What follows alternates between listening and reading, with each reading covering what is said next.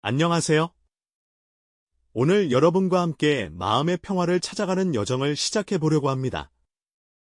40대, 50대, 60대. 우리 인생의 중반부를 지나는 동안 참 많은 사람을 만났고 그만큼 많은 상처를 주고받았습니다. 지금 이 순간 여러분의 머릿속을 스쳐 지나가는 얼굴이 하나쯤은 있지 않으신가요? 나를 유난히 힘들게 했던 사람, 도저히 이해할 수 없는 말로 내 가슴에 대못을 박았던 그 사람 말입니다. 우리는 살면서 그런 사람들을 만나면 보통 이렇게 생각합니다. 내가 뭘 잘못했을까? 내가 만만해 보였나? 아니면 내가 정말 그 사람이 말한 것처럼 부족한 사람일까? 이런 생각들이 꼬리에 꼬리를 물면 잠도 오지 않고 가슴이 답답해지곤 합니다. 만약 우리가 이 문제를 해결하지 못하고 가슴속에 계속 품고 산다면 어떻게 될까요? 아마 남은 인생도 누군가 던진 비수 같은 말 한마디에 흔들리며 내 소중한 평온을 통째로 내어주게 될지도 모릅니다. 그래서 오늘은 독일의 철학자 쇼펜하우어의 깊은 통찰을 빌려 여러분의 마음을 치유해 보려고 합니다. 그는 이런 말을 남겼습니다.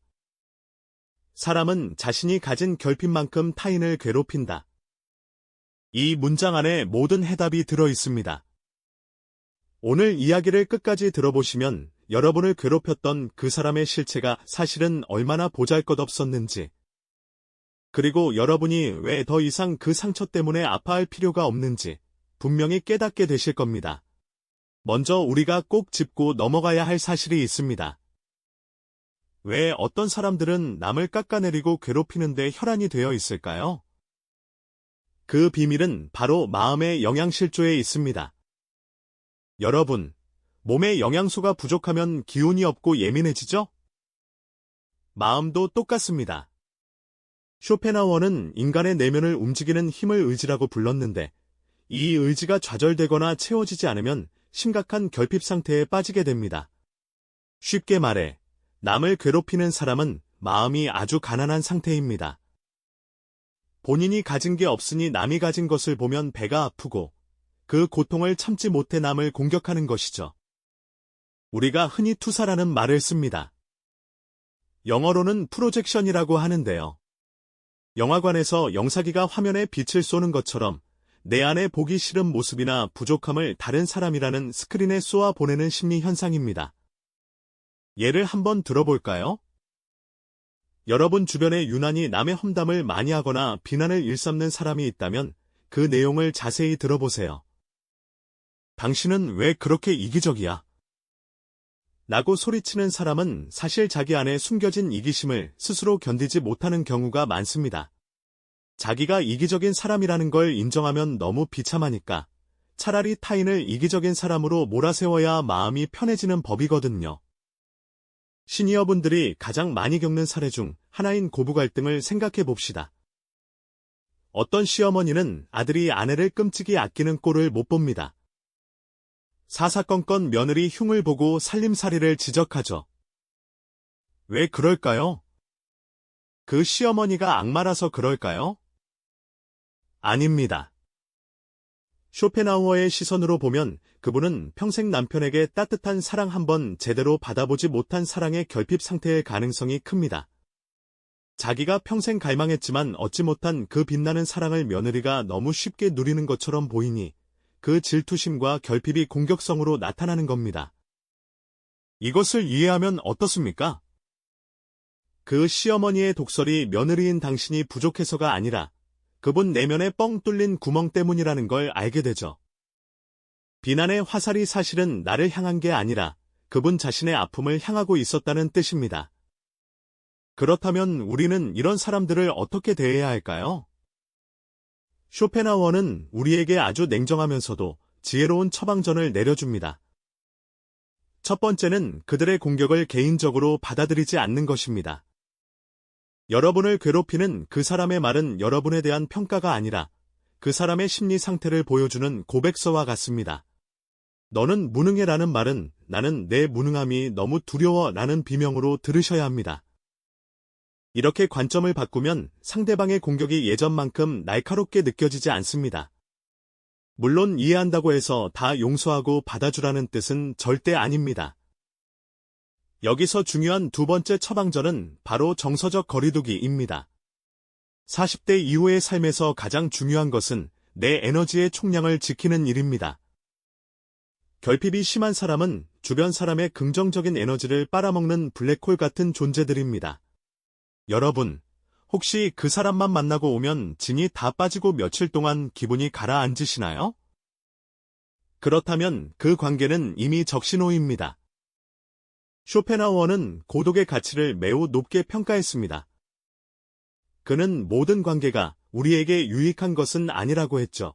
나를 갉아먹는 관계라면 과감하게 거리를 두는 것이 나를 지키는 가장 큰 선행입니다. 가족이라서 혹은 오래된 친구라서 억지로 참으시는 분들이 많습니다. 하지만 피를 나눴다고 해서 여러분의 평온을 해칠 권리는 누구에게도 없습니다. 정중하게 거절하고 연락의 빈도를 줄이고 마음의 벽을 세우는 연습을 하셔야 합니다. 이것은 이기적인 것이 아니라 나를 위한 심리적 방역입니다. 그 다음으로 우리가 실천해 볼 수 있는 것은 연민의 눈으로 바라보기입니다. 이것이 가장 어려운 단계일 텐데요. 나에게 상처 준 사람을 어떻게 불쌍하게 여기느냐고 물으실 수 있습니다. 하지만 여기서 말하는 연민은 그들을 사랑하라는 뜻이 아닙니다. 그저 그들이 평생 채워지지 않는 갈증 속에 살고 있는 가엾은 영혼임을 인지하라는 뜻입니다. 결핍으로 남을 괴롭히는 사람은 죽을 때까지 만족을 모릅니다. 오늘 누군가를 깎아내려 잠시 우월감을 느껴도 내일이면 다시 그 공허함이 찾아오기 때문입니다.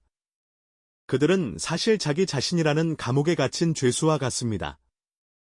여러분은 그 감옥 밖에서 자유롭게 날아다니는 새인데 굳이 창살 안에서 소리 지르는 죄수의 욕설에 같이 화를 낼 필요가 있을까요? 심리학 연구들에 따르면 타인에 대한 적대감이 높은 사람들은 스트레스 호르몬 수치가 높고 심리적으로 늘 불안정할 가능성이 크다고 보고됩니다. 그들이 겪는 그 지옥 같은 내면을 생각하면 참 안 됐다. 오죽하면 저럴까 라는 생각이 절로 드실 겁니다. 이런 마음가짐은 상대방을 위해서가 아니라 여러분의 마음속에 남은 분노의 찌꺼기를 씻어내기 위해 꼭 필요합니다. 이제 여러분 자신을 돌아볼 차례입니다. 나는 누군가에게 그런 사람이 아니었나 하고 스스로 질문해 보세요. 우리 모두는 완벽하지 않습니다. 우리 안에도 크고 작은 결핍이 있죠. 인정받고 싶고, 사랑받고 싶고, 남보다 앞서고 싶은 욕망은 인간이라면 누구나 가집니다. 중요한 것은 그 결핍을 어떻게 다루느냐입니다. 성숙한 사람은 자신의 부족함을 인정합니다. 그래, 나도 이 부분은 좀 모자라지. 하지만 노력하면 되으라고 스스로를 다독입니다. 반면 미성숙한 사람은 그 부족함을 남의 탓으로 돌리거나 남을 공격하는 무기로 씁니다. 인생 후반전에는 타인의 결핍을 채워주려 애쓰기보다는 내 안의 빈자리를 무엇으로 채울지 고민해야 합니다. 좋은 책을 읽고, 새로운 취미를 배우고, 명상을 하며 내면을 단단하게 만드는 과정이 필요합니다. 내가 스스로 충만해지면 누군가 나를 향해 결핍의 화살을 쏘아도 그 화살은 내 단단한 방패에 맞고 툭 떨어지게 됩니다. 만약 관계에서 오는 스트레스 때문에 가슴이 너무 답답하고 잠을 이루지 못하는 등 일상생활에 지장이 있다면 혼자 끙끙 앓기보다는 전문가의 상담이나 진료를 받아보시는 것도 큰 도움이 될 수 있다는 점을 꼭 기억해 주세요. 이것은 부끄러운 일이 아니라 나를 아끼는 적극적인 방법입니다. 자, 오늘 긴 이야기를 나누었습니다. 마지막으로 핵심을 딱 3가지만 정리해 드릴게요. 잊지 마시고 꼭 마음에 새겨두세요. 첫째, 타인의 비난은 여러분의 잘못이 아니라 그 사람의 내면적 결핍의 표현일 뿐입니다. 비난의 화살을 내 가슴에 꽂지 말고 옆으로 흘려보내세요. 둘째, 나를 소진시키는 관계에서는 정중하지만 단호하게 거리를 두어야 합니다. 여러분의 마음 평화는 그 어떤 관계보다 소중합니다. 셋째, 내 안의 결핍을 인정하고 스스로를 보살펴야 합니다. 내가 먼저 충만해질 때 비로소 타인의 공격으로부터 자유로워질 수 있습니다. 오늘 이 영상이 여러분의 마음속 응어리를 조금이라도 풀어드렸기를 바랍니다. 더 이상 그 사람의 말에 흔들리지 마세요. 여러분은 그 자체로 충분히 귀하고 아름다운 존재입니다. 오늘 밤은 부디 평온한 잠을 청하시길 바랍니다. 긴 시간 들어주셔서 감사합니다.